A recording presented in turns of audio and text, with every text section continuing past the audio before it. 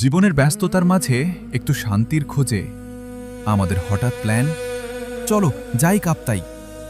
সকালের নরম আলোয় আমরা চারজন হালকা হাসি আর অনেক এক্সাইটমেন্ট নিয়ে বেরিয়ে পড়লাম কাপ্তাইয়ের উদ্দেশ্যে। নতুন এক যাত্রা শুরু করলাম। পাহাড়ি রাস্তা, একের পর এক বাঁক আর চারপাশে সবুজে ভরা পথ। বাইকে রাইড করে ঠান্ডা হাওয়ার স্পর্শ সব মিলিয়ে প্রতিটা মুহূর্তই ছিল অন্যরকম অনুভূতি।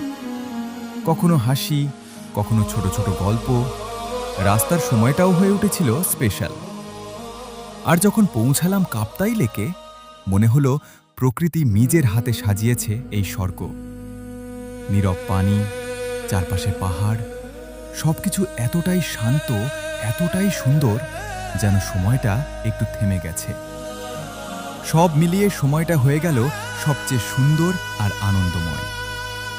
সূর্য যখন ধীরে ধীরে ডুবে যাচ্ছিল, আকাশের রং বদলাচ্ছিল একের পর এক। আমরা শুধু চেয়েছিলাম নিঃশব্দে।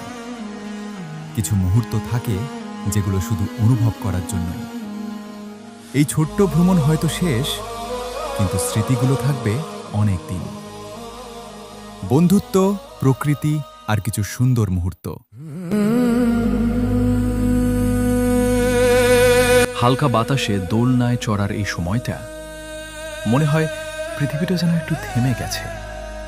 সব দুঃখ, সব ব্যস্ততা দূরে কোথাও হারিয়ে যায়। এই ছোট্ট মুহূর্তেই খুঁজে পাই ছোটবেলার সেই নির্ভেজাল সুখ আর শান্তি। এই ছিল আমাদের কাপ্তাই ভ্রমণ।